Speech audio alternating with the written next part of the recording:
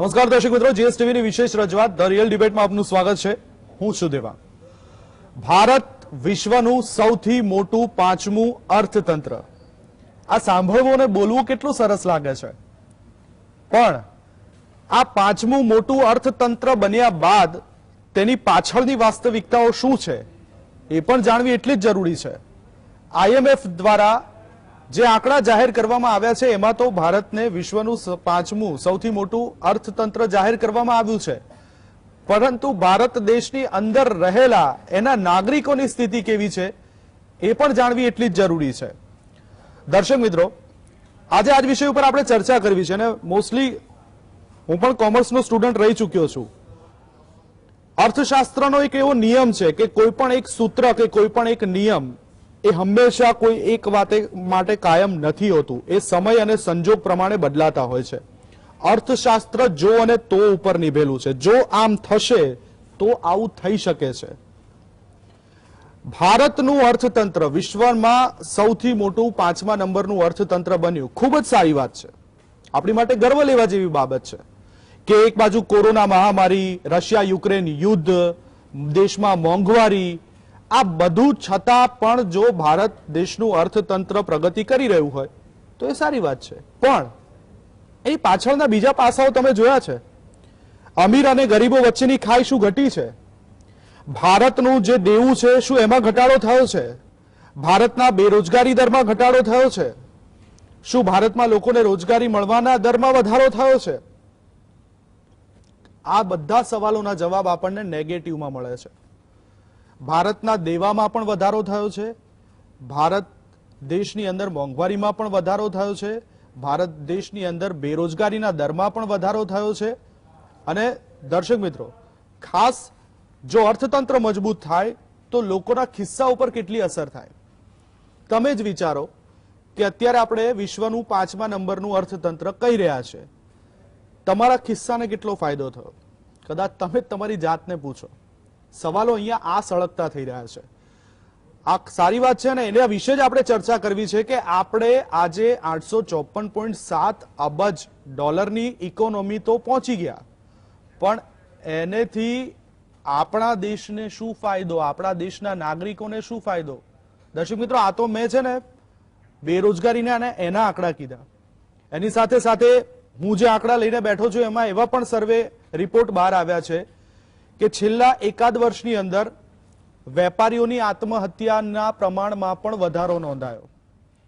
છૂટક મજૂરી કરતા મજૂર વર્ગ જે આત્મહત્યા કરે છે એની ટકાવારીમાં પણ વધારો નોંધાયો. આપણે બધા જાણીએ છીએ કે કોરોના કાળની અંદર એમએસએમઈ ઉદ્યોગની શું હાલત હતી. લગભગ 12,000 જેટલા વેપારીઓ નવરા થઈ ચૂક્યા હતા. એક બાજુ જીએસટી નો રેકોર્ડ બ્રેક કલેક્શન આવે છે, એક બાજુ દેશનો જીડીપી ગ્રોથ છેલ્લા ક્વાર્ટરની અંદર 13.5% વૃદ્ધિ, બહુ સરસ, અને એક બાજુ દેશનું અર્થતંત્ર વિશ્વનું 5મા નંબરનું, બહુ જ સારી વાત. પણ દેશના નાગરિકોનું શું? આ શું ફક્ત ઉદ્યોગપતિઓ માટે જ આ લાગુ પડે છે? દેશના નાના વેપારીઓને નથી લાગુ પડતું? દેશના મધ્યમ વર્ગ કે ગરીબ વર્ગને શા માટે આનાથી ફાયદો નથી થતો? આ ગણિત આજે અર્થશાસ્ત્રની અંદર સમજવું છે. અને એ ગણિત સમજવા મારી સાથે ટેકનોલોજીના માધ્યમથી આપણી સાથે જોડાયા છે ડોક્ટર હેમંત કુમાર શાહ, જાણીતા અર્થશાસ્ત્રી, ડોક્ટર અમિતભાઈ ધોળકિયા, જે ફોરેન અફેર એક્સપર્ટ છે અને વિશ્લેષક છે. એ બંને પાસેથી જાણીએ કે ખરેખર આ શું સત્ય છે. આપણે 5મા નંબરનું અર્થતંત્ર, પણ ખરેખર દેશમાં થઈ શું રહ્યું છે? ત્યારે હું શરૂઆત હેમંતભાઈ આપનેથી કરવા માંગુ છું. આપણે આટલા સરસ રૂડા રૂપાળા આંકડા જોયા, 854.7 અબજ ડોલરની ઇકોનોમી જોઈ, પણ સાથે સાથે મેં પાછળ કીધું કે વાસ્તવિકતા એ પણ છે કે બેરોજગારી દર ઓગસ્ટમાં 8.3% રહ્યો છે, જે એક વર્ષની સૌથી ઊંચી સપાટી પણ બતાવે છે. આપના અવલોકનો શું છે? બહુ સારી વાત છે કે આપણે 85,470 કરોડ ડોલરના અર્થતંત્ર સાથે દુનિયામાં 5મા ક્રમનું અર્થતંત્ર બન્યા છીએ, એમાં કોઈ શંકાને સ્થાન નથી. અને એમ ચોક્કસ કહી શકાય કે જ્યાં સુધી ઉત્પાદનના વૃદ્ધિ દરને લાગે વળગે છે ત્યાં સુધી આપણી પરિસ્થિતિ સુધરી છે. આ વર્ષના જે પહેલા 3 મહિનાનો જે વૃદ્ધિ દર આપણે જીડીપી નો જોયો તે 13.5% જેટલો હતો અને એ છેલ્લા 1 વર્ષમાં સૌથી વધારે રહ્યો છે એમ પણ આપણે આંકડો જોયો. હજુ હમણાં જ 2 દિવસ પહેલા જે આંકડો આવ્યો, મને લાગે છે કે અર્થતંત્ર મોટું થાય છે એની સાથે સાથે ભારતની રાજકીય તાકાત આંતરરાષ્ટ્રીય રાજકારણમાં વધે છે એમ પણ ચોક્કસ કહી શકાય. એટલા માટે કહી શકાય કે ભારત સરકારની નીતિ અને રાજ્ય સરકારોની નીતિ એ મૂળભૂત રીતે વિદેશી મૂડીરોકાણને આકર્ષવાની રહી છે. એટલે વધુને વધુ વિદેશી મૂડીરોકાણને આપણે આકર્ષી રહ્યા છીએ. વધુને વધુ એફડીઆઈ ફોરેન ડાયરેક્ટ ઇન્વેસ્ટમેન્ટ આવી રહ્યું છે. વધારે ને વધારે એફઆઈઆઈ અથવા એફપીઆઈ ફોરેન ઇન્સ્ટિટ્યુશનલ ઇન્વેસ્ટમેન્ટ અથવા તો ફોરેન પોર્ટફોલિયો ઇન્વેસ્ટમેન્ટ આવી રહ્યું છે કે જે શેર બજારમાં રોકાણ થાય છે જેનું સૌથી વધારે તો એ રીતે મૂડીરોકાણ વધી રહ્યું છે અને એને પરિણામે પણ ઉત્પાદનમાં વધારો થઈ રહ્યો છે. ઉત્પાદનમાં ઝડપથી વધારો થાય છે એટલે માથાદીઠ આવકમાં પણ વધારો થાય છે, એમાં પણ કોઈ શંકાને સ્થાન નથી. અને એટલે આપણી માથાદીઠ આવક લગભગ 1.5 લાખ રૂપિયાની આસપાસ પહોંચવા આવી છે. આ એક સરેરાશ માથાદીઠ આવક છે. એટલે જો તમે 85,470 કરોડ ડોલરનું જે અર્થતંત્ર છે એને આપણે જરા સહેજ સમજવાનો પ્રયત્ન કરીએ તો એમ સમજાય છે કે માથાદીઠ આવકમાં વધારો થયો છે. પણ આ માથાદીઠ આવક એ તો સરેરાશ આવક છે. એટલે જે સરેરાશ છે એ બહુ ખતરનાક છે, કારણ કે એ સાચી સમજ આપણને આપતી નથી. એટલે જો આપણી 1.5 લાખ રૂપિયાની આસપાસની સરેરાશ માથાદીઠ આવક હોય વાર્ષિક અને 5 વ્યક્તિનું કુટુંબ હોય તો એનો અર્થ એવો તો થતો જ નથી કે 7.5 લાખ રૂપિયાની વાર્ષિક આવક ધરાવે છે. એટલે મૂળ મુદ્દો તો આવીને ત્યાં ઉભો રહે છે કે આ સરેરાશને આપણે કેટલી સાચી માનવી અને આ જે કુલ છે એ કુલની ભૂમિકા શું છે. ઉત્પાદન વધે છે, ઉત્પાદન વધવાનો દર પણ વધે છે, પણ આજે ઉત્પાદન વધવાનો દર વધે છે અને ઉત્પાદન વધે છે એની આ દેશના સામાન્ય લોકો ઉપર શું અસર થાય છે, અથવા તો જરા જુદી રીતે કહીએ તો એમ કહેવાય કે આ વધેલું ઉત્પાદન વધેલી આવક એ કોના ખિસ્સામાં જાય. આ જો આપણે બરાબર સમજીએ તો મને એવું લાગે છે કે આપણને આનો બહુ આનંદ ન થાય. ઉપરના જે 4 અર્થતંત્રો છે ભારત સિવાયના કે જે ભારતથી વધારે જીડીપી ધરાવે છે, ક્રોસ ડોમેસ્ટિક પ્રોડક્ટ ધરાવે છે, એમાં તમે એકને બાદ કરો તો બાકીના બધા તો ભારત કરતા બહુ જ ઓછી વસ્તી ધરાવનારા અર્થતંત્રો છે ભારતની તુલનાએ. એટલે એ રીતે જો જોઈએ તો મને એમ લાગે છે કે આપણે ઘણા પાછળ છીએ એ અર્થમાં. આ શુદ્ધ આર્થિક બાબતની વાત કરું એટલે આમાં હું ક્યાંય જે વધેલું ઉત્પાદન છે, જે વધેલી આવક છે એની વહેંચણી કેવી રીતે થઈ છે એની વાત નથી કરતો, પણ સંપૂર્ણપણે કેવી રીતે આ જે આવક ઊભી થઈ છે એ આવક બાકીના 4 અર્થતંત્રો કરતા ઘણી ઓછી છે એમ કહી શકાય. બીજો અગત્યનો મુદ્દો જે મહત્વનો છે, જેની વાત મેં કરી, જેનો ઉલ્લેખ મેં કર્યો, તે વહેંચણીનો છે. આ ઉત્પાદન વધે છે, વધવાનો દર વધે છે, પણ તેથી આ દેશના સામાન્ય માણસોના ખિસ્સામાં આવક જાય છે એમ કેવી રીતે કહી શકાય. પરિસ્થિતિ બહુ ગંભીર છે. હું જરા ગુજરાતનો દાખલો આપું, કારણ કે આપણે ગુજરાતને ભારતનું ગ્રોથ એન્જિન કઈ કહેતા હોઈએ છીએ. ખરેખર એવું છે નહીં કશું, પણ એવું કહેવામાં આવે છે સરકાર દ્વારા, એવો દાવો કરવામાં કે ભારતનું ગ્રોથ એન્જિન ગુજરાત છે. હવે આ ગુજરાતની પરિસ્થિતિ શું છે આપણે સૌ જાણીએ છીએ કે કોરોનાનું પહેલું લોકડાઉન આવ્યું ત્યારે ગુજરાત સરકારે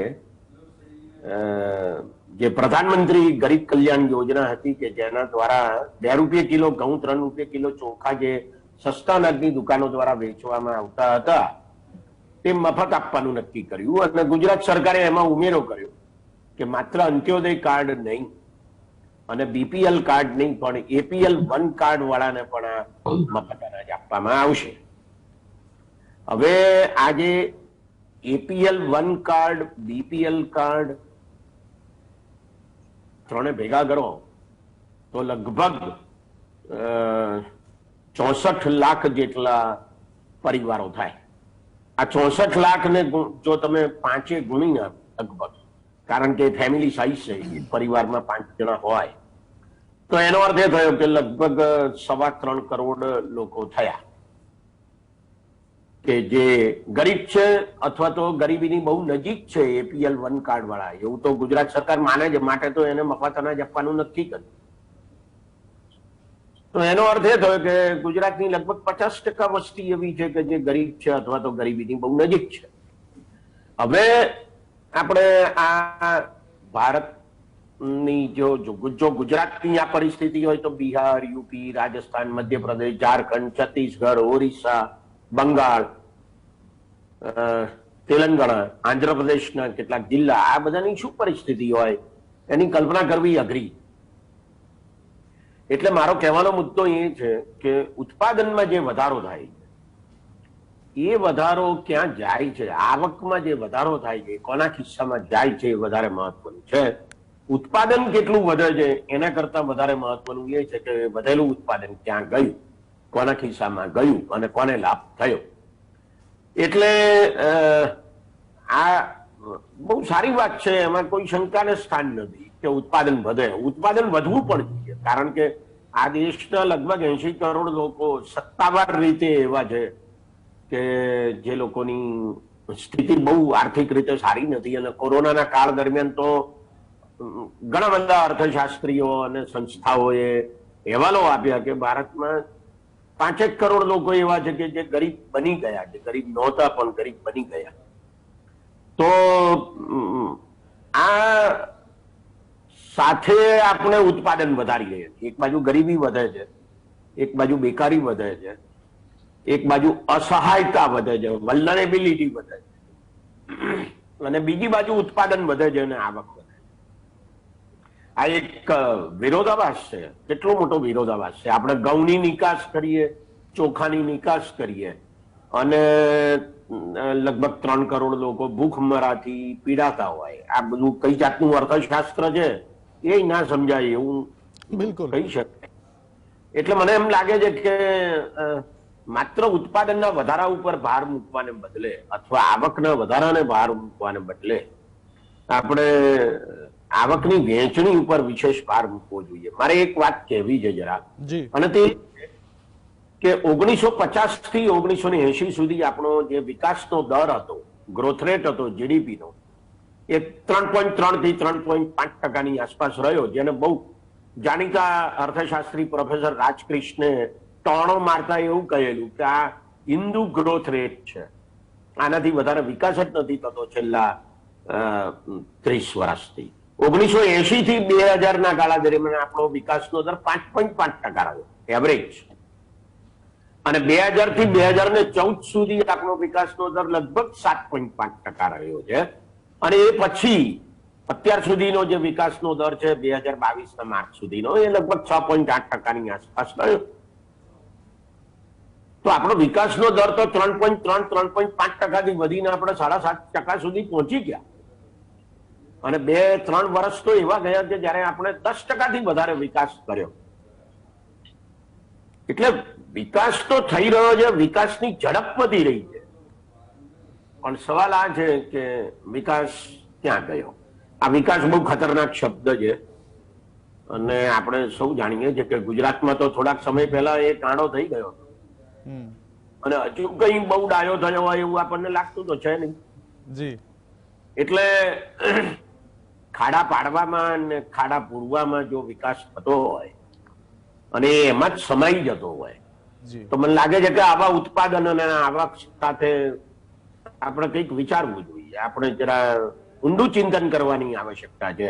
બિલકુલ. બહુ જાણીતા અર્થશાસ્ત્રીએ જયારે મંદી આવે ત્યારે એમ કે સરકારે ખર્ચ કરવું જોઈએ એવું કહ્યું હતું, જ્હોન મેનાર્ડ કેન્સે.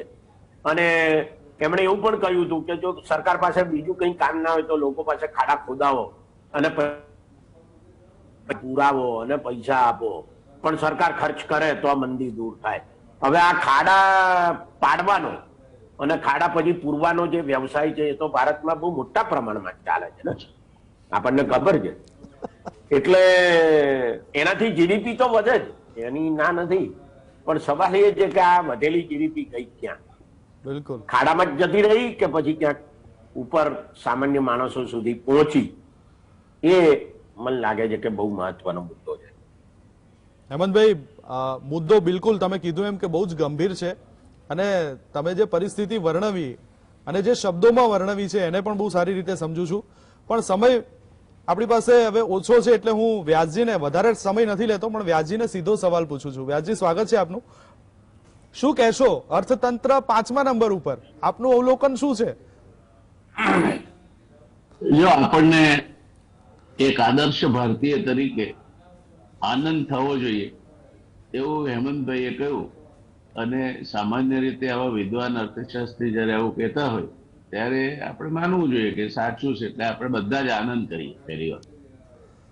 બીજું, એમણે કહ્યું કે આ રોડ ઉપર જીડીપી જનરેટ થાય છે, ખાડા પુરાય છે ને, એમાં મારે હેમંતભાઈને કેવું છે કે એમાં જીડીપી વધતો નથી, કારણ કે ઘણા વાહનોના બુશિંગ્સ તૂટે છે, પછી બ્રેક ના કારણે વધારે ફ્યુઅલ વપરાય છે, ટ્રાન્સપોર્ટ ટાઈમ ગેટ્સ ઇન્ક્રીઝ.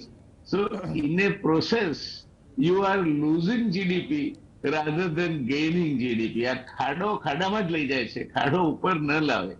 અને એ વાસ્તવિકતા છે કે આપણે ખાડાઓનું અર્થકારણ જુદું કાઢવું પડે કે આપણા વાહનોની હાલત શું થાય છે, એને એવરેજ મેન્ટેનન્સ ખર્ચ કેટલો થાય છે, માથાદીઠ એનો ટ્રાન્સપોર્ટ ખર્ચ એ પર્ટિક્યુલર કોમોડિટી માટે પહેલા આટલો થતો હતો, હવે કેટલો થાય છે. આ બધું કાઢીએ તો આ ખાડા પણ આપણા અર્થતંત્રમાં ખાડા જ પાડે છે, એનાથી ફાયદો થતો એવું મને નથી લાગતું. હવે this is my personal opinion, not to contest હેમંતભાઈ. પછી બીજી વાત આપણે કરીએ કે આપણે 10 ટોપલા મૂકી દઈએ એક રૂમમાં, એકમાં એપલ ભરીએ એટલે એક જાતના ફળ ભરીએ, જ્યારે આપણે સફરજન કહીશું, બીજામાં મોસંબી ભરીએ, ત્રીજામાં કેળા ભરીએ, ચોથામાં અનનસ ભરીએ, પાંચમામાં વળી બીજું કંઈક ભરીએ, એમ કરીને આ 10 ટોપલા ભરી કાઢીએ. અને પછી ટોપલાના વજન ઉપરથી કિંમત મૂકીએ આપણે, બધાની સરખી કિંમત. તો એ કેટલા અંશે યોગ્ય છે? કોઈ પણ અર્થવ્યવસ્થા ઉપર આપણે કોમેન્ટ કરતા હોઈએ ત્યારે એની પરચેસ પ્રાઇસ પેરિટી શું છે તે વિશે પણ આપણને ખ્યાલ હોવો જોઈએ. અર્થતંત્રનું એક બેરોમીટર સ્ટોક માર્કેટ છે. ખાલી યુકેનું ને ઇન્ડિયાનું સ્ટોક માર્કેટ કમ્પેર કરો તો British stock market is far more stable today. એટલે આજે પહેલા 4 વર્ષનો છોકરો 1 રોટલી ખાય તો 100 વર્ષનો માણસ 25 રોટલી ખાય, એવા જે સાદા અનુમાનો આજકાલ આપણું મીડિયામાં સરળતાથી કાઢી નાખે છે. અને કદાચ એમને એ અનુમાનો બીજે કંઈકથી આપવામાં આવતા છે કે જે હોય તે, પણ આ સરખામણીની કોઈ રીત નથી. બીજું કે આંબે મોર આવ્યો હોય અને કેરીઓની વખારની આપણે ગણતરી હિસાબ નહીં મૂકવા જોઈએ. એટલે તો કહેવત પડી છે કે આંબે મોર ને કલાલે લેખા, એ બેનો કોઈ ભરોસો નહીં શું થાય. એમ અત્યારે એક ક્વાર્ટરના ગ્રોથ ઉપરથી આપણે 1 ક્વાર્ટર કા બાદશાહની વખત સરખામણી કરી છે. આનંદ થાય છે, મને આનંદ થાય છે કે મેરા દેશ આગે બઢ રહા. પણ બાકીના ક્વાર્ટરમાં શું થશે? બીજું, આ જીડીપી ગ્રોથ એ જ એકલો ક્રાઇટેરિયા છે કે જેના ઉપરથી તમે દેશની પ્રગતિ, લોકોની ખરીદ શક્તિ, લોક સુખાકારી, એમની જે સામાજિક સેવાઓ છે, શિક્ષણ છે, આરોગ્ય છે, એ બધા ઉપર ખર્ચ કરવાની શક્તિ, આ બધાનો આ એક આ જીડીપી ગ્રોથ નીકળે. એ જીડીપી ગ્રોથમાં તો આપણા દેશના જ એક ઉદ્યોગપતિ, જે આજથી 10 વર્ષ પહેલા કોઈ એમનું નામ નહોતું જાણતું, એ આજે વિશ્વમાં છલાંગો મારી રહ્યા છે પહેલા નંબરે પહોંચવા માટે. તો શું આપણે એમ કહીશું કે ઉદ્યોગપતિઓની સરખામણી કરો તો અમારા એક ઉદ્યોગપતિ એ વિશ્વમાં 3જા નંબરે, 4થા નંબરે કે 5મા નંબરે કુદાકુદ કરે છે, તો ગમે ત્યારે પહેલા નંબરે પહોંચી જશે, એટલે ગુજરાત પણ પહેલા નંબરે પહોંચી જશે. કેટલા અંશે સાચું છે? એટલે આ બધી બાબતોમાં પેલા હાથીને 6 આંકડા જેવી વાત થાય છે. કોકને હાથી તબલા જેવો લાગે છે, કોકને દોરડી જેવો લાગે છે, કોઈને ભીત જેવો લાગે છે, કોઈ વળી એની સૂંઢ પકડે તો એને પાઇપ જેવો લાગે છે, પૂંછડી પકડે તો દોરડા જેવો લાગે છે. એટલે આ ચર્ચા હું માનું છું ત્યાં સુધી આપણા અખબારોએ પણ થોડી ઘણી તકલીફ લેવી જોઈએ. એમની પાસે પણ સારા ઇકોનોમિક રિપોર્ટર્સ છે, અને ના હોય તો એવા કોલમિસ્ટ ડેવલપ કરવા જોઈએ કે જે સાચા પરિપ્રેક્ષમાં અર્થશાસ્ત્રને લગતી બાબતો એ રજૂ કરે, સાચા પરિપ્રેક્ષમાં ડિફેન્સને લગતી બાબતો રજૂ કરે, સાચા પરિપ્રેક્ષમાં આયાત નિકાસને લગતી બાબતો રજૂ કરે. નહીં તો આપણે આ પેલો સંસ્કૃતમાં એક શ્લોક છે કે ચક્રવત પરિવર્તન તે સુખાની છે દુખાની છે. રેટની માફક આપણા સુખ દુઃખ તો ફરતા જ છે. ક્યારેક ભર થાય, ક્યારેક ડોળ થાય, ક્યારેક ભર થાય, ક્યારેક ડોળ થાય. અરે હેમંતભાઈ ખૂબ મોટી અગત્યની વાત કહી છે કે રોજગારીમાં તો આપણે એમ્પ્લોયમેન્ટ ઇલાસ્ટિસિટી ઇન્ડેક્સ 0 એ પહોંચ્યા છીએ. એટલે we are already in the era of a jobless growth. હવે જે દેશનો કુલ વસ્તી એ 140 કરોડ ઉપર હોય, જે દેશમાં કામ કરવા લાયક હાથ એ દુનિયામાં સૌથી વધારેમાં વધારે હોય, અને એ દેશમાં જો બેરોજગારી હોય, અને આપણે હજુ તો બેરોજગારી શબ્દ જ વાપરીએ છીએ, હજુ બીજો શબ્દ છે અંડર એમ્પ્લોયમેન્ટ, કે જેને 50 રૂપિયા આપવા જોઈએ એને 30 રૂપિયામાં આપણે કામે રાખીએ છીએ. કોવિડ પછી ઘણા બધા એનો લાભ લઈને ફેક્ટરીઓ અથવા તો પોતાના એમ્પ્લોઈઝને કાં તો એ ગાળા દરમિયાનના પગાર કાપી નાખ્યા છે, કાં તો કાયમી ધોરણે પગાર ઓછા કરી નાખ્યા છે. અને આ જમાનામાં નોકરી જાય તો પછી ક્યાંથી લાવશું એ બીકે પીડાતો આ મધ્યમ અને ઉચ્ચ મધ્યમ વર્ગ તો ના કહેવાય, પણ મધ્યમ અને ત્યાર પછીના જે બોટમ ઓફ ધ પિરામિડના જે એ લોકો, એમની પાસે where is the personal disposable income to say, જે કેન્સે કહ્યું છે કે તમે આ પ્રકારના સ્ટેગ્ફ્લેશન કે મંદીમાં જીવતા હો તો તમારે ઘણા વધારે લોકોના હાથમાં ઘણા વધારે પૈસા મૂકવા જોઈએ કે જેથી બજારમાં ખરીદ શક્તિ ઊભી થાય, અને ખરીદ શક્તિના કારણે બજારમાં જે મંદીનો માહોલ છે તે બદલાય. હવે આ બધી વાતો આપણે સર્વાંગીણ વિકાસની વાત કરીએ ત્યારે કરવાની. અત્યારે તો આપણે એક 12 વર્ષે બાવો બોલ્યો કે જ્યાં દુકાળ પડશે, એમ આપણે આ અદભુત પ્રાપ્તિ કરી છે એને સાંભળીને ખુશ થવાનું, અને એ ખુશ થઈએ એટલે આપણે ખુશ થતા થતા પછી એની ચર્ચાઓ ને પછી હેડલાઇન્સ ને એ બધું આપણે વાંચીએ ને હરખાઈએ. અંગ્રેજોના વખતમાં એવું કહેતા હતા કે એક આપણો જાણીતા કવિતા છે કે વેર વધ્યા ને ઝેર વધ્યા, નહીં વેર ગયા ને ઝેર ગયા, અંગ્રેજો ગયા પછીની વાત છે. વળી ગયા કાળા કેર તરા કરનાર, દેખ વિચારી બકરી નો પણ કોઈ ન જાતા પકડે કાન, એ ઉપકાર ગણી ઈશ્વરનો હરખ હવે તો હિન્દુસ્તાન. એટલે આપણે કોઈ પણ એક પેરામીટર લઈને ખુશ થવાતું હોય તો થવું જ જોઈએ, કારણ કે અત્યારે શોર્ટ સપ્લાયમાં કોઈ હોય વસ્તુ તો એ ખુશી છે. દરેક વર્ગમાં ખુશીના પ્રશ્નો છે. ડિપ્રેશન છે, હતાશા છે, દેશનું યુવાધન નોકરી વગર ફરે છે, ક્યાંક હડતાલો ચાલે છે, ક્યાંક બીજી ત્રીજી કંઈક ધમાલો ચાલે છે.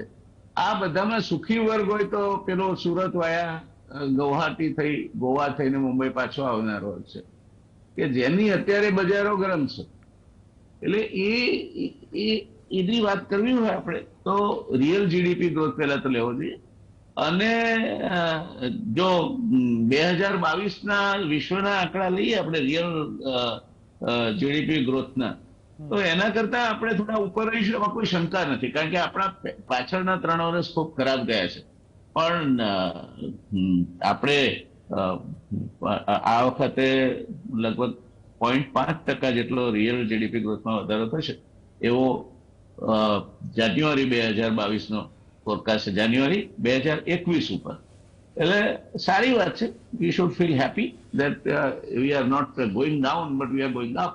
But then there are other issues બિલકુલ like employment, which keeps the economy throbbing. એમાં તો જૈસે તે પરિસ્થિતિ છે.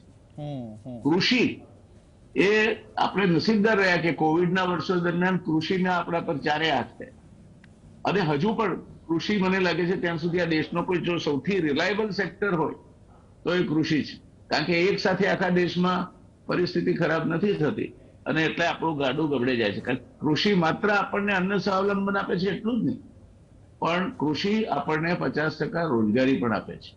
કૃષિ આપણી બજારોનું, આપણા ઉત્પાદનોનું લગભગ 50% બજાર પણ છે કૃષિના કારણે થતી આવક. એટલે ચોમાસું સારું ગયું હોય, દાખલા તરીકે કોઈ પણ રાજ્યમાં, ધારો કે બિહારમાં સારું ગયું, તો સુરતમાંથી સાડીઓને એની છઠ પૂજાની ખરીદીઓ સારી નીકળે. બંગાળ તરફ સારું હોય તો પૂજાની ખરીદી સારી નીકળે. દક્ષિણ ભારતમાં સારું હોય તો પોંગલની ખરીદી સારી નીકળે. એટલે આ એક જ ફેક્ટર તમને 3 જગ્યાએ પુશઅપ કરે છે. એક તમને ખાવા આપે છે, બીજું તમને ખરીદ શક્તિ આપે છે, અને ત્રીજું તમને રીઝનેબલ પ્રોટેક્શન અગેન્સ્ટ માલન્યુટ્રિશન આપે છે. એટલે we are happy, we should welcome it. સારું થયું છે, અને એમાં બ્રિટનને પાછું પાડી દઈએ તો બહુ મોટી વાત છે, પણ માથાદીઠ કાઢીએ તો જરા આપણે વધારે સ્પષ્ટતાથી આ વાત ચર્ચી શકીએ. બિલકુલ બિલકુલ, ધન્યવાદ. હરખાવવું જોઈએ એમાં કશો વાંધો નથી, સારા અને સરસ રૂડા રૂપાળા આંકડા છે, પણ કેવી રીતે હરખાઈએ? કારણ કે આપણા નજરની સમક્ષ જ્યારે એ જ ગરીબ અને મધ્યમ વર્ગ પરિવારોના જ્યારે ચહેરા આવે છે ત્યારે પરિસ્થિતિ કદાચ વિપરીત થઈ જાય છે. વ્યાસજી અને હેમંતભાઈએ બહુ સરસ વાત કરી કે ગ્રોથ તો થઈ રહ્યો છે, હરખાવવું પણ જોઈએ, પણ જેટલું ઉત્પાદન થાય છે સમાન વહેંચણી ઉપર પણ એટલો જ ભાર આપવો પડશે. આપણા અમુક જે સેક્ટર છે કૃષિ જેવા, એ કૃષિ સેક્ટર જે મજબૂત સેક્ટર છે એની ઉપર પણ ધ્યાન આપવું પડશે. આગળ પણ આપણે ચર્ચા જારી રાખીએ દર્શક મિત્રો, અને સીધા પરંતુ એક બ્રેક બાદ ફરી એકવાર આપનું સ્વાગત છે. ભારતનું અર્થતંત્ર વિશ્વનું 5મું સૌથી મોટું અર્થતંત્ર બની ગયું છે. ખૂબ સારા સમાચાર છે, પણ આ અર્થતંત્રની પાછળ ભારત દેશના વાસીઓને કેટલો ફાયદો છે, તમારા ખિસ્સાને કેટલી અસર પડી છે, આ વિશે આપણે વિસ્તૃત ચર્ચા કરીએ, જાણીએ. અમિતભાઈ, આપની પાસે આવવા માંગુ છું, કારણ કે તમે ત્રણે મહાનુભાવો બેઠા છો, એટલે મારે એવી કોઈ વધારે બોલવાની ગુસ્તાખી કરવી નથી.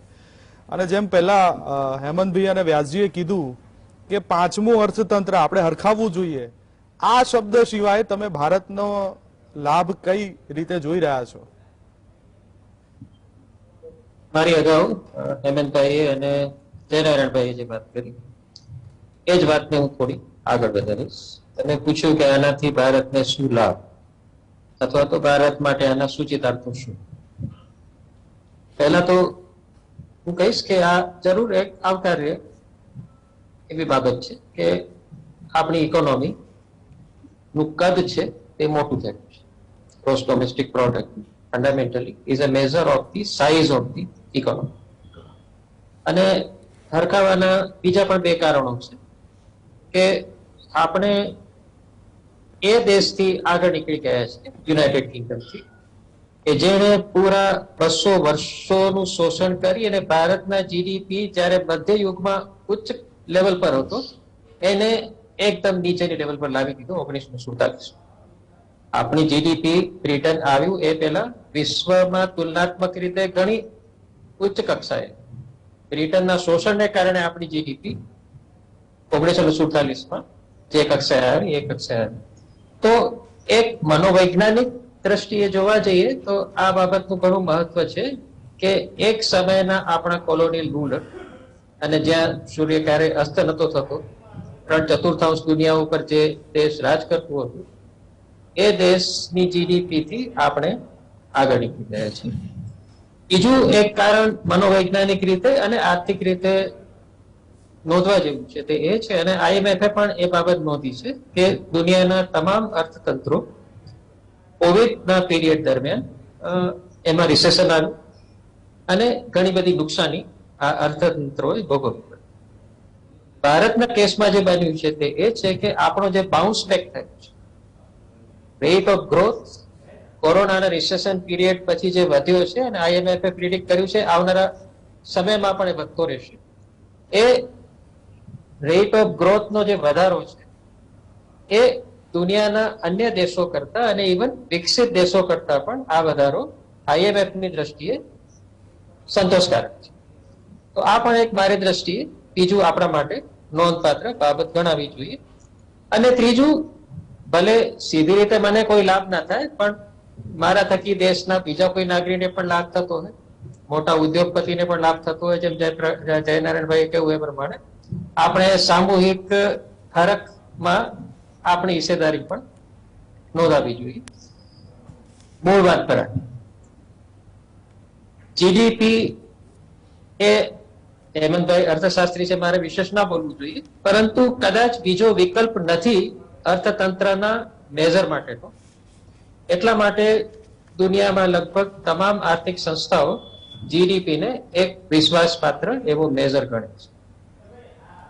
પરંતુ એનો મતલબ એવો નથી કે માત્ર જીડીપીને જ આપણે એક જ મેજર ગણવો જોઈએ કે જેના આધારે દેશના અર્થતંત્ર કે દેશના આર્થિક વિકાસનું આપણે મેઝરમેન્ટ કરીશું.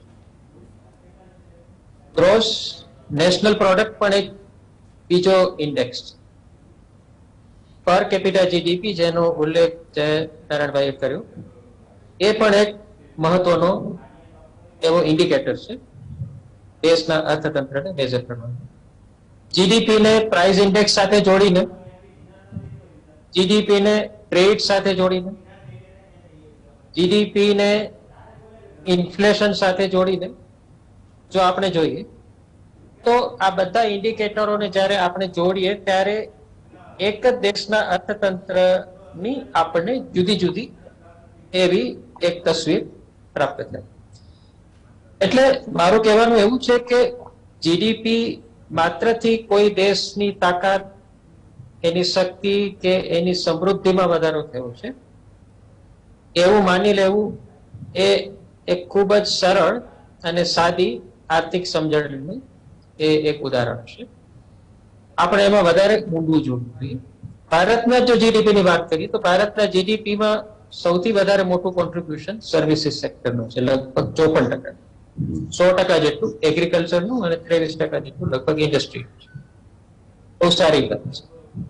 પરંતુ જ્યારે આપણે સર્વિસીસ સેક્ટરની વાત કરીએ છીએ અને એગ્રીકલ્ચરની વાત કરીએ છીએ ત્યારે એક વાત આપણે નોંધવી જોઈએ કે અડધા ઉપરાંત ભારતમાં જીડીપી છે, ભારતનો જે જીડીપી છે એમાં યોગદાન અનઓર્ગેનાઇઝ સેક્ટરનું છે. જો આજે આપણે કોઈને બિરદાવવા જોઈએ આ સિદ્ધિમાં, ભારતનું અર્થતંત્ર દુનિયામાં 5મું સૌથી મોટું અર્થતંત્ર થયું છે, તો એ સિદ્ધિમાં અભિનંદનને પાત્ર સૌથી વધારે કોણ છે? સરકાર છે, જરૂર, કારણ કે સરકારની મેક્રો ઇકોનોમિક પોલિસીસને આધારે આ ગ્રોથ થતો હોય છે. મોટા મોટા ઉદ્યોગપતિઓ કે જે દુનિયાના સૌથી સમૃદ્ધ વ્યક્તિઓની યાદીમાં એમના નામ આવે છે, એમને પણ આપણે બિરદાવવા જોઈએ, કોઈ શંકાને સ્થાન નથી. પરંતુ સૌથી અગ્રેસર કયા સેક્ટરને આપણે બિરદાવવું જોઈએ તો એ ભારતના અનઓર્ગેનાઇઝડ અને ઇનફોર્મલ સેક્ટરને બિરદાવવું જોઈએ, કારણ કે એનો હિસ્સો ભારતના અર્થતંત્રમાં અને ભારતના જીડીપીમાં સૌથી વધારે છે. તો જો જીડીપી વધ્યો છે ભારતનો, તો આ ઇન્ફોર્મલ અને અનઓર્ગેનાઇઝડ સેક્ટરની સ્થિતિમાં પણ કોઈ નોંધપાત્ર અને દર્શનીય એવો સુધારો થયો છે કે કેમ, એ પ્રશ્ન આપણે પૂછવો જોઈએ. અનઓર્ગેનાઇઝ સેક્ટરની ઇન્કમમાં વધારો થયો છે, એમની સુખાકારીમાં વધારો થયો છે, અને વિશેષ તો એમના અધિકારોમાં વધારો થયો છે. આર્થિક અને વેલફેર રિલેટેડ જે રાઇટ્સ છે અનઓર્ગેનાઇઝ સેક્ટર એમાં વધારો થયો છે કે કેમ એ પણ આપણે પૂછવું જોઈએ. એટલે આ પણ એક મહત્વની બાબત છે. પર કેપિટા ઇન્કમની દ્રષ્ટિએ જો આપણે જીડીપી ની વાત કરીએ તો ભારતનો નંબર બહુ પાછળ આવે છે, ઘણો પાછળ આવે છે. અને પર કેપિટા ઇન્કમ અને પર કેપિટા જીડીપી આ બે ઇન્ડિકેટર્સને આપણે જો ગ્રોસ જીડીપી ની સાથે જોડીએ તો દેશની સમૃદ્ધિ અને દેશના અર્થતંત્રનો આપણને કંઈક બેલેન્સ સંતુલિત એવો અંદાજ આવે. બીજી જે બાબત આની સાથે જોડાયેલી છે તે છે કે જીડીપી વધવાથી શું થશે દેશનું. આંતરરાષ્ટ્રીય દ્રષ્ટિએ જો આપણે જોઈએ તો આંતરરાષ્ટ્રીય રાજકારણની દ્રષ્ટિએ તો જીડીપી વધ્યો એનો મતલબ એ થયો કે તમારી ટેક્સની ઇન્કમ પણ વધશે, સરકારની રેવન્યુ પણ વધશે, સરકારની પાસે વધારે પૈસા આવશે જે એ ખર્ચી શકશે. અને આંતરરાષ્ટ્રીય રાજકારણની દ્રષ્ટિએ જોઈએ તો સરકારની પાસે આ વધારાના પૈસા દ્વારા લશ્કરી તાકાત ઉભી કરવાની એની ક્ષમતા વધશે. સામાન્ય રીતે વિશ્વમાં આપણે જોઈએ છીએ તો જે કન્ટ્રીનો જીડીપી ઉપર જાય છે એ કન્ટ્રી મિલિટરી સ્પેન્ડિંગ વધારે કરી શકે છે. ચાઇનામાં પણ આપણે જોવા મળ્યું, યુનાઇટેડ સ્ટેટ્સમાં પણ આ જોવા મળ્યું અને યુકેમાં પણ આ જોવા મળ્યું. જાપાન અને જર્મનીમાં નથી થયું એટલા માટે કે અમેરિકાએ આ બંને દેશોને લશ્કરી તાકાત વધારતા રોકી રાખી. એટલે આગળના સમયમાં આપણે જોઈશું કે ભારતનું મિલિટરી બજેટ, ડિફેન્સ એક્સપેન્ડિચર વધશે અને સરકારની ક્ષમતા પણ આ દ્રષ્ટિએ વધશે અને જેને કારણે દેશની લશ્કરી તાકાત વધવાની સંભાવના આપણે જરૂર આંકી શકીએ. આપણે એક ખૂબ જ વિશ્વાસપૂર્વક એ પ્રિડિક્શન કરી શકીએ કે જીડીપી વધવાને કારણે ભારતનું ડિફેન્સ એક્સપેન્ડિચર અને મિલિટરી કેપેબિલિટીમાં ભવિષ્યમાં વધારો થશે. અને આની પણ એક અસર ભારતના આંતરરાષ્ટ્રીય સ્ટેન્ડિંગ ઉપર, ભારતની ઇન્ટરનેશનલ કેપેબિલિટી ઉપર પણ પડવાની એક સાદું ગણિત છે. જીડીપી વધવાને કારણે તમારી માર્કેટની સાઇઝ પણ વધી છે અને આ માર્કેટ સાઇઝ વધવાને કારણે દુનિયાની જે બહુરાષ્ટ્રીય કંપનીઓ છે અને દુનિયાના જે મૂડીવાદી દેશો છે કે જે આંતરરાષ્ટ્રીય સ્તરે માર્કેટની શોધમાં છે, નવા કન્ઝ્યુમર્સની શોધમાં છે, તો આ બહુરાષ્ટ્રીય કંપનીઓ અને મૂડીવાદી દેશોની ભારતના અર્થતંત્રમાં એમની રસ અને રુચિ પણ વધશે ભવિષ્યમાં, એમાં કોઈ સવાલ નથી. અને આ IMF ના ડેટા આવ્યા પછી તરત જ મેકિન્સી અને અમેરિકાના જે બીજા બધા મોટા મોટા આર્થિક થિંક ટેન્ક્સે જે સ્ટેટમેન્ટ આપ્યા એ દર્શાવે છે કે હવે આંતરરાષ્ટ્રીય થિંક ટેન્ક્સ, બહુરાષ્ટ્રીય કંપનીઓ અને મૂડીવાદી દેશોની એમનો જે રસ છે એ ભારતના અર્થતંત્રમાં અને ભારતમાં વધવાનો. એટલે India will be more economically engaged with the rest of the world in terms of business, trade, investment, capital transfer of manufactured goods, imports, exports, everything. I mean, all parameters of economy. એટલે India will be more integrated with the global market. આ આખી જે પ્રક્રિયા છે છેલ્લા 30 વર્ષમાં બનેલી છે. 1991 પછી જે લિબરલાઇઝેશન આવ્યું એનાથી ભારતનો ગ્રોથ રેટ વધતો અત્યારે આપણે આ સ્ટેજ ઉપર પહોંચ્યા છીએ. એટલે આખી પ્રક્રિયાને આપણે ઇન્ક્રિમેન્ટલ પ્રક્રિયા તરીકે જોવી જોઈએ. અર્થતંત્ર આમ અચાનક કૂદકાઓ મારીને વધતું નથી હોતું, એ ધીરે ધીરે વધતું હોય છે. નેક્સ્ટ સ્ટેજ આવે છે કે એક માઇલસ્ટોન આવતું હોય છે. એટલે આપણને ખુશી છે કે આ 2022માં માઇલસ્ટોન આવ્યો છે, પરંતુ આના અગાઉના પણ માઇલસ્ટોન હતા જ. આપણે 8મા નંબરે ક્યારે આવ્યા, આપણે 7મા નંબરે ક્યારે આવ્યા, આપણે 6ઠ્ઠા નંબરે ક્યારે આવ્યા, એ પણ આપણે જોવું જોઈએ તો આપણને એક આખો ટોટલ પરિપ્રેક્ષ્ય મળશે. આ આપણી જે આર્થિક વૃદ્ધિનો જે ગ્રાફ છે તે. બિલકુલ. હવે છેલ્લે એક વાત કરીશ કે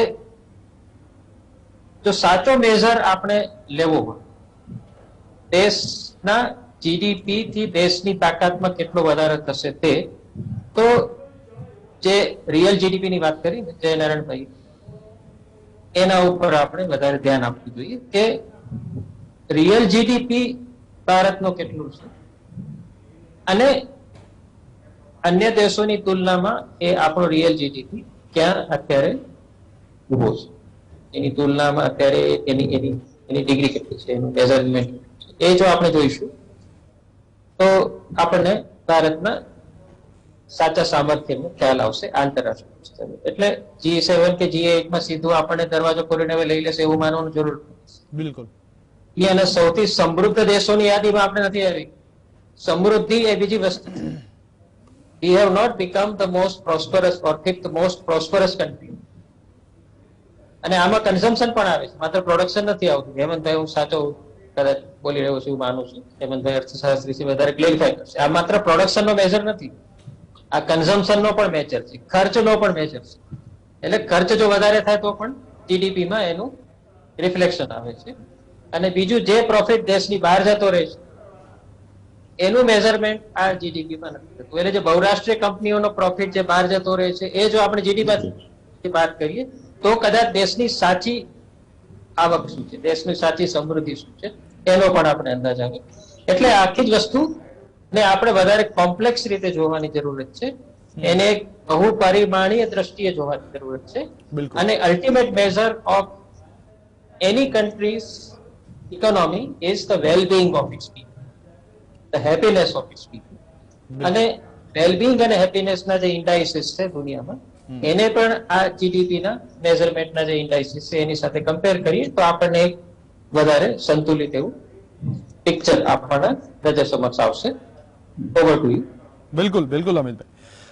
વ્યાસજી, પહેલા તમે બ્રેક પહેલા કૃષિ વિશે વાત કરી હતી, અને જો કૃષિ વિશે વાત કરીએ તો ભારતમાં સારો વરસાદ આ વખતે થયો હોવા છતાં પણ આ વખતે કૃષિ ઉત્પાદનમાં ખાસ એવો કોઈ વધારો જોવા નહીં મળે. કારણ કે સારા ચોમાસાની જો વ્યાખ્યા કરવામાં આવે તો સારું ચોમાસું એટલે કે પ્રમાણસરનો વરસાદ પડવો અને સમયસર વરસાદ પડવો, જે ક્યાંય હજુ એવું કંઈ જોવા મળ્યું નથી. બીજું કે આ વખતે જે ડુંગળીના ભાવ વધ્યા હતા એમાં પણ આ એક ફેક્ટર જવાબદાર હતું વરસાદનું. આ વખતે આપને શું લાગે છે કે ભારતના ચાલુ નાણાકીય વર્ષનો વિકાસ કેવો રહેશે? પહેલી વાત તો હજુ આપણે ત્યાં ચોમાસું ચાલુ છે. જો ગુજરાતની વાત કરો કે દક્ષિણ પશ્ચિમ વિસ્તારની વાત કરો તો, એટલે એક વસ્તુ આપણા મગજમાં સ્પષ્ટ હોવી જોઈએ કે 100% વરસાદ થઈ ગયો છે, પણ 100% ચોમાસું પૂરું નથી થયું. બિલકુલ. તમારા બંધો લગભગ ભરાયેલા છે. જે પાક છે એ હવે ધીરે ધીરે લણણી તરફ અથવા કાપણી તરફ જવાનો આવનાર 15 દિવસ પછી. ઇનફેક્ટ અત્યારનો સમય છે જે ભાદરવા મહિનાનો, એને ઓતરા ચિત્રના તાપ કે છે. ભયંકર ગરમી પડે ને એટલે ધાનનો કણસલામાં હોય દાણો તે પાકે. એટલે એ પરિસ્થિતિમાં જો ગુજરાતને આ બધા રાજ્યોનો આપણે ઇતિહાસ જોઈએ તો લગભગ મોટા પૂર અથવા તો જેને આપણે કહીએ છીએ કે એકદમ ધોધમાર વરસાદના કિસ્સાઓ સપ્ટેમ્બર મહિનામાં બને તેવું વધારે બનતું હોય છે. એટલે એ જ્યાં સુધી ન પતે ત્યાં સુધી, અથવા તો ચોમાસું લંબાય તો શું થાય, તો એક તો પાકને તો નુકસાન થાય, પણ જમીનમાં વરાપ ના આવે એટલે એમાં ભેજ લાગેલો રહે. એટલે શિયાળુ પાક માટેની જે સિઝન છે એ સિઝન મોડી શરૂ થાય. અત્યારે આપણે લગભગ દિવાળી આજુબાજુ, દિવાળી પછી તરત ઘઉંની વાવણી થાય. જુવાર વાવ્યું હોય તો પગ બળતા હોય અને એ બળતા પગે તમે જુવાર પોંખતા હો એ સમય વાવવાનો છે જુવારનો. એટલે આ બધી બાબતોમાં ચોમાસું બહુ સરસ રીતે પતી ગયું છે, વરસાદ આવી ગયો છે. આઈ થિંક આપણે 1 મહિનો રાહ જોઈએ. દેટ વિલ બી, જો લંબાશે ચોમાસું તો પણ રવિ પાકને નુકસાન છે, અને જો વધારે વરસાદ પડશે તો ખરીફ ને રવિ બંનેને નુકસાન છે. એટલે આ પરિસ્થિતિમાં ટુ જમ્પ ટુ એની કન્ક્લુઝન એવું આપણે ન કરીએ. પણ એગ્રીકલ્ચર ઇઝ નોટ બેડ, એટલે we should be happy about it. કારણ કે મેં પહેલા પણ કહ્યું છે કે આ કૃષિ છે ને એને માત્ર આપણે એક જ પરિમાણ લઈએ એનું, કે આપણે ભીખનો શકોરો લઈને દુનિયા સામે પેટ ભરવા માટે ભીખ નથી માંગવી પડતી, જે PL 480 ના ઘઉં લાવવા માટે માંગવી પડતી. તો આજે આપણા કિસાને કે છેલ્લા 5 દાયકા કરતા વધુ સમયથી આપણે દુનિયાના સામે માથું ઊંચું રાખીને ઉભા રહી શકીએ એ રીતે એટલું અનાજ ઉત્પાદન કર્યું છે કે આપણે આપણા પેટ ભરી શકીએ ભગવાનની દયાથી વસ્તી વધતી રહેવા છતાંય. એટલે આ એક મોટો કોઈ કહે કે ભારતમાં સૌથી વધારે યોગદાન કોનું ગણો છો, તો પહેલા કિસાનનું અને બીજું મજદૂરનું, શ્રમદાન જેને કર્યું તેનું. કારણ કે તમારી પાસે મૂડી હશે પણ મજૂર નહીં હોય તો શું કરશો? આજે ખેતીમાં પણ મજૂરની સમસ્યા છે. આજે પહેલા જે મજૂરો સરળતાથી મળતા હતા એ હવે મળતા નથી. એટલે મજૂરના જે એલિમેન્ટ છે, એક બાજુ બેકારી છે અને બીજી બાજુ આપણને મજૂર મળતા નથી. એટલે આ પરિસ્થિતિમાં કંઈક અંશે આપણા નેતાઓ પણ જવાબદાર છે. એમણે લોકોના મગજમાં એવું વાવ્યું છે કે ખેડૂતનો છોકરો ખેતી કરે તે પ્રગતિ ના કહેવાય, સુથારનો છોકરો સુથારી કામ કરે તો એને પ્રગતિ નથી કરી, લોહારનો છોકરો લોહારી કામ કરે એને પ્રગતિ નથી કરી. બ્રિટિશરો આનાથી ઊંધું કરતા હતા કે સ્ટેશન માસ્ટર હોય એનો છોકરો SSC પાસ થાય એટલે એને તાર માસ્ટરમાં તરત નોકરી મળી જાય. એ એમને ખબર હતી કે આ છોકરાને આઉટર સિગ્નલ શું કહેવાય, હોમ સિગ્નલ શું કહેવાય, રનિંગ થ્રુ શું કહેવાય, ટેબ્લેટ શું કહેવાય, બધી વસ્તુથી એ પરિચિત છે. એમ કોઈ પણ કારીગરનો દીકરો છે કે એના નોર્મ્સથી પરિચિત હોય છે. એક બાજુ આપણે સ્કિલ ડેવલપમેન્ટના નામે ITI ચલાવીએ છીએ અને બીજું જેમની પાસે સ્કિલ છે એ ગ્રેજ્યુએટ એન્જિનિયર તલાટીની નોકરી માટે અરજી કરે, એવું કરીએ છીએ. એટલે આ મને કઈ સમજાતું નથી આપણી જોબ પોલિસી શું છે. અને એમાં બંને પક્ષોને હું તો ખપકારવા માંગુ છું. અમુક નીતિઓ એવી હોવી જોઈએ કે જે વિરોધ પક્ષમાં છો કે સત્તાધારી પક્ષમાં, તમારી એક જ આ દેશને રોજગારી પૂરી પાડવી એ વિરોધ પક્ષ તરીકે તમારી વિરોધી નીતિ કઈ રીતે હોય કે તમે આખો ઘડી એની ટીકા જ કર્યા કરો. અને આમાં કોઈ પક્ષ અપવાદ નથી. જે પક્ષ વિરોધમાં આવ્યો નથી કે ગઈકાલ સુધી એને બધું સમૂહ સૂત્ર દેખાતું હોય એ આજ એને ઊંધું દેખાવા માંડ્યું નથી. એટલે પરિણામે આપણી શિક્ષણ નીતિનો સત્યાનાશ કર્યું છે. આપણે જે કૌશલ્ય એટલે કે સ્કિલ ડેવલપમેન્ટ પ્રોગ્રામ જે ITI ને એના થકી છે એમાં ઘણું બધું કરવાનું બાકી છે. અને આ જોબ જે આપણે આંકડા લઈએ છીએ, આંકડા કેટલા સાચા છે તેના પર કે જેને નોકરી મળે નાની મોટી એ પછી એમ્પ્લોયમેન્ટ એક્સચેન્જ ને જઈને કહેતો નથી કે હવે મને નોકરી મળી ગઈ છે. એટલે આ જેના ઉપર આધારિત રહીને આપણે આ બધી વાતો કરીએ છીએ તેમાં પણ કેટલીય ગરબડો છે. એટલે બધું વિરોધ પક્ષ અને સત્તાધારી પક્ષ બેને બાજુ પર મૂકી દેશ તરીકે ચર્ચે આ બધા આપણા વિદ્વાનો, તો ખુરશી ભજન કરે છે એના કરતા દેશ ભજન કરે તો વધારે સારું. આપણા ત્યાં ખુરશી ભજનનો મહિમા વધારે છે. કોઈ પણ રીતે ખુરશી ભજન ચાલુ રાખવું જોઈએ જેથી પ્રસાદ મળી રહે. હવે આ નીતિમાંથી આ દેશે કાં તો બદલવું પડશે અને કાં તો આ દેશની પ્રજાએ દેશને બદલવો પડશે. દેશની પ્રજા સાવ માઇકાંગલી થઈ ગઈ છે, એનામાં કોઈ સત્વ રહ્યું નથી. હવે અમુક બાબતોમાં એમને અફીણની માફક જ્ઞાન એવા ચડી ગયેલા છે કે દેશનું શું થશે, આપણે દુકાળ પડશે તો શું થશે, ખાધા વગર શું કરીશું, કાલે ઉઠીને આપણું ફોરેન એક્સચેન્જ ખલાસ થઈ જશે અને પેટ્રોલ કે ડીઝલ નહીં મળે તો શું કરીશું. આવી જે ફોરવર્ડ પ્લાનિંગની ચિંતાઓ કહેવાય એ ક્યાં થાય છે એ જ ખબર નથી પડતી આપણે. એટલે દરેક નીતિમાં જુઓ તો તમને કઈ આમ બળતું જ દેખાય જ્યાં સુધી નીચે ટ્રાન્સફર થઈને આવી જાય ત્યાં સુધી. અને પછી એ નીતિના બરાબર વિરુદ્ધમાં કામ કરવાનું. એટલે શિક્ષક હોય તો એ મતગણતરીને કરે, મતદાર યાદીઓ રિવાઇઝ કરે, મોટા સાહેબ આવ્યા હોય તો એમને કઈ સ્ટેટમેન્ટ બનાવી આપવાનું. કેટલાક શિક્ષકો તો મામલતદાર કચેરીમાં જ રહેતા હોય છે. એટલે આ પરિસ્થિતિ એ બહુ સારી નથી અને ખાસ કરીને ગરીબ અને નીચી આવકવાળા લોકો માટે સારી. આનાથી વધારે મોટી અસમાનતા ઉભી થાય છે.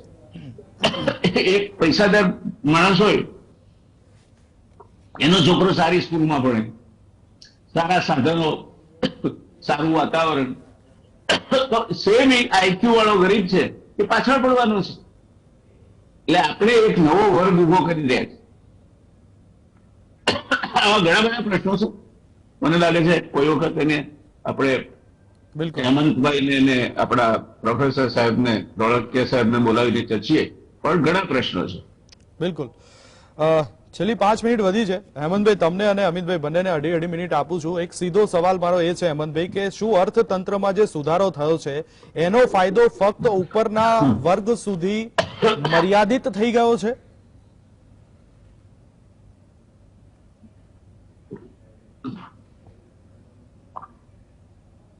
આપ સાયલેન્ટ કરશો. હેમંતભાઈ આપ અનમ્યુટ કરશો. કોઈ વિદેશની ચાલ નથી. સૌ પ્રથમ તો આપણે જરા આ જે સુધારો કહેવાતો સુધારો છે અને વાસ્તવિક સુધારો પણ છે એમાં ના નથી, એને આપણે થોડોક સમજવાનો પ્રયત્ન કરીએ જરા જુદી રીતે. આજે આંકડો આવ્યો છે 854.70 કરોડ ડોલર, એટલે 85,470 કરોડ ડોલરનો, એ 2021 ના છેલ્લા 3 મહિનાનો. એટલે યુકે પાછળ જતું રહ્યું, બરાબર, અને ભારત આગળ આવી ગયું. એ આ 3 મહિનાના આંકડાના કારણે છે, આખા વર્ષના આંકડાના કારણે નથી. એટલે એટલી વાત આપણે બરાબર સમજવાની જરૂર છે. અચ્છા, હવે આ જે આંકડો છે એ 85,470 કરોડ ડોલરનો, એને જો આપણે રૂપિયામાં ફેરવીએ તો એ 68 લાખ કરોડ રૂપિયા થાય. આ 3 મહિનાના થયા. આખા વર્ષનો આંકડો જો એને આધારે કરીએ, જો આટલો આટલી રહે તો, એવો જો આપણે માની લઈએ તો એ 272 લાખ કરોડ રૂપિયા થાય આખા વર્ષના. 2019માં વડાપ્રધાને એવું કીધેલું કે આપણે 2024 સુધીમાં 5 વર્ષમાં $5 ટ્રિલિયન ઇકોનોમી, એટલે 500 લાખ કરોડ રૂપિયા સુધી આપણે પહોંચવું છે. રિઝર્વ બેંક પોતે નથી કહેતી કે આ 272 લાખ કરોડ રૂપિયા થવાના છે. એ તો 220, 25, 24 આવીને અટકી જાય છે. મોટા ભાગના આંકડાઓ એવું કહે છે. એટલે IMF નો આ જે અંદાજ છે અત્યારનો આંકડો છેલ્લા 3 મહિનાનો, 2021 ના છેલ્લા 3 મહિનાનો, એ બહુ જ આશાસ્પદ છે એવું માની લેવાની જરૂર નથી. બિલકુલ. બીજો એક અગત્યનો મુદ્દો એ છે કે મેં કહ્યું હતું એમ કે માથાદીઠ આવક બહુ જ મહત્વની છે, અને તે એ છે કે ભારતની માથાદીઠ આવક અત્યારે $2,500 છે, અને યુકે કે જે છઠ્ઠું જતું રહ્યું એની માથાદીઠ આવક $47,000 છે. એટલે ધનવાન કોણ એ આપણે જરા સમજી લેવાની જરૂર છે. ધનવાન આપણે નથી. બિલકુલ. આપણે યુકે કરતા કેટલા બધા ગરીબ છીએ એ આ આંકડાથી સમજી શકાય. જી હેમંતભાઈ. હવે જે સવાલ આવે છે જે આ છે, હેમંતભાઈ અહીંયા હું રોકવા માંગીશ, કારણ કે 2 મિનિટ છેલ્લી વધી છે અને એમાં હું અમિતભાઈને એક સવાલ કરું છું. બિલકુલ આ પ્રશ્ન એવો છે કે આપણે આગળ કન્ટિન્યુ કરી શકીએ પણ સમયની મર્યાદા નડી રહી છે.